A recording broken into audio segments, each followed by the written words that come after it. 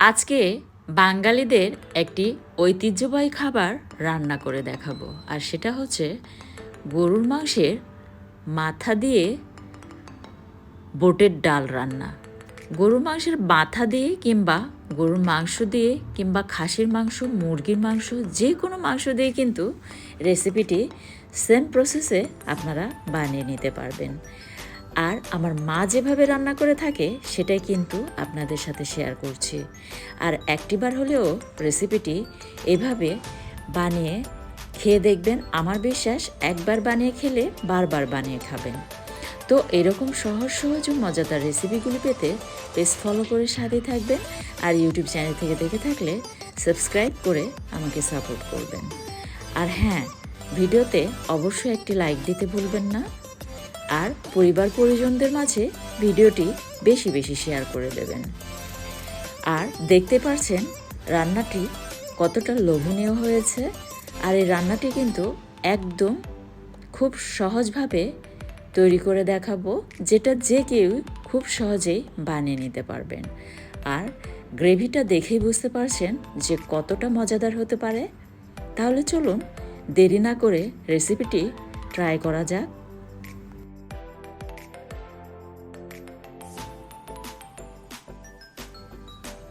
তো ভিউয়ার্স, আমি কিন্তু অফ ক্যামেরায় গরুর মাংসটাকে খুব ভালোভাবে কষিয়ে নিয়েছি। আর গরুর মাংসে যে রেগুলার মশলাগুলি দিয়ে আমরা কষিয়ে রান্না করে থাকি, ঠিক সেম প্রসেসে কিন্তু আমি গরুর মাংসটাকে প্রায় 80% মতো সিদ্ধ করে নিয়েছি এবং খুব ভালোভাবে কষিয়ে নিয়েছি।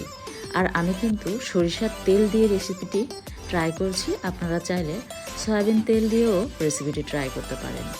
আর দিয়ে দিলাম 2 কাপ পরিমাণ বুটের ডাল। আমি প্রায় আধা ঘন্টা আগে ভিজিয়ে রেখেছিলাম। আর সেটাই কিন্তু খুব ভালোভাবে ধুয়ে এই কষানো মাংসের সাথে অ্যাড করে দিলাম। দিয়ে খুব ভালোভাবে নেড়েচেড়ে নিয়ে ঢাকনা দিয়ে ঢেকে প্রায় 2 থেকে 3 মিনিটের মতো এটাকে কষিয়ে নিলাম। তারপর এর সাথে আবারও অ্যাড করে দিলাম কিছু খাঁটি সরিষার তেল। এই ধরুন 2 টেবিল চামচের মতো হবে। দিয়ে আবারও খুব ভালোভাবে কিছুক্ষণ কষিয়ে নিয়েছি। নেওয়ার পর কিন্তু আমি পরিমাণ মতো পানি অ্যাড করে দিলাম। যেহেতু বুটের ডাল সিদ্ধ হতে একটু সময় বেশি লাগে, সেক্ষেত্রে আমি কিন্তু পানির পরিমাণটা একটু বেশি পরিমাণে অ্যাড করে দিয়েছি। প্রায় 2 কাপের মতো আমি পানি অ্যাড করে দিয়েছি।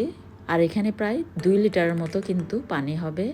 আর আস্ত কিছু রসুন আমি এর সাথে অ্যাড করে দিলাম। রসুনের কোষটা কিন্তু গোটা রেখেছি। দিয়ে এটাকে এখন চুলায় প্রায় আধা ঘন্টার মতো আমি রান্না করে নেব। আর চুলার পাওয়ারটা একদম মিডিয়ামের চেয়ে একটু কম পাওয়ারে রেখে এটাকে খুব ভালোভাবে আমি এদিকে রান্না করে নিচ্ছি। আর এই ফাঁকে আমি কিছু আস্ত জিরা এভাবে টেলে নিচ্ছি, দেখতে পাচ্ছেন। আর এই জিরা দেওয়ার কারণে কিন্তু রান্নার পুরো টেস্টটাই চেঞ্জ হয়ে যাবে। আর অবশ্যই খেয়াল রাখতে হবে জিরা এরকম করে ভাজার সময় যাতে পুড়ে না যায়। আর আমরা যখন গরুর মাংস ভুনা করে রান্না করি কিংবা মাটন কারি কিংবা চিকেন কারি যেটাই বলেন না কেন, শেষের দিকে জিরা এরকম একটু টেলে যদি যে কোনো মাংস রান্নার ক্ষেত্রে ইউজ করা হয়, তাহলে কিন্তু রান্নার পুরো টেস্টটাই চেঞ্জ হয়ে যায়। আর এদিকে কিন্তু আমার রান্নাও অলমোস্ট হয়ে এসেছে। ঠিক এই পর্যায়ে আমি কয়েকটি আস্ত কাঁচামরিচ অ্যাড করে দিলাম সুন্দর একটি ফ্লেভারের জন্য। আর জিরা যেটা টেলে নিয়েছিলাম সেটা কিন্তু হালকা আমি এভাবে গুঁড়ি করে নিয়েছি।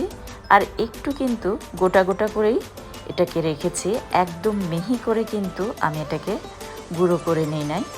আর অফ ক্যামেরায় আমি কিন্তু কিছু লবণ অ্যাড করে নিয়েছি। লবণের পরিমাণটা আমার কাছে কম মনে হচ্ছিল, তাই এই পর্যায়ে অবশ্যই লবণটা চেক করে নেবেন।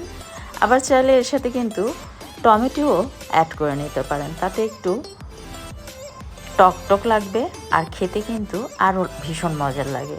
তো আমি কিন্তু আজকে টমেটো অ্যাড করে নেই। আর আস্ত গরম মশলাগুলি তুলে ফেলে দিচ্ছি। আর কাঁচা মরিচ দেওয়ার কারণে কিন্তু সুন্দর একটি ফ্লেভার ছড়াবে। এটা থেকে কিন্তু কোনো ঝাল ছড়াবে না, জাস্ট একটা সুন্দর ফ্লেভার ছড়াবে। আর বোটগুলি কত সুন্দরভাবে সুসিদ্ধ হয়েছে তা দেখে বুঝতে পারছেন। আর মাংসগুলিও কিন্তু সেমভাবে সুন্দর করে সিদ্ধ হয়ে গিয়েছে। আর এটা গরম গরম ভাতের সাথে লেবু চিপে নিয়ে যে কতটা মজার, অবশ্যই এভাবে একবার ট্রাই করে দেখতে পারেন। তো আমার রান্না কিন্তু অলমোস্ট ডান। আর মায়ের দেয়া রেসিপি আপনাদের কাছে কেমন লাগলো তা ভিডিও নিচে অবশ্যই কমেন্ট বক্সে কমেন্ট করে জানাবেন। আর এটা কিন্তু একটু ঝোলঝোল রাখতে হবে, কারণ ঠান্ডা হয়ে যাওয়ার পর কিন্তু এটা আর একটু ঘন হয়ে আসবে। তো রেসিপি ভালো লাগলে পেজ ফলো করে সাথে থাকবেন। পরবর্তী রেসিপি দেখার আমন্ত্রণ জানিয়ে বিদায় নিচ্ছি। ধন্যবাদ।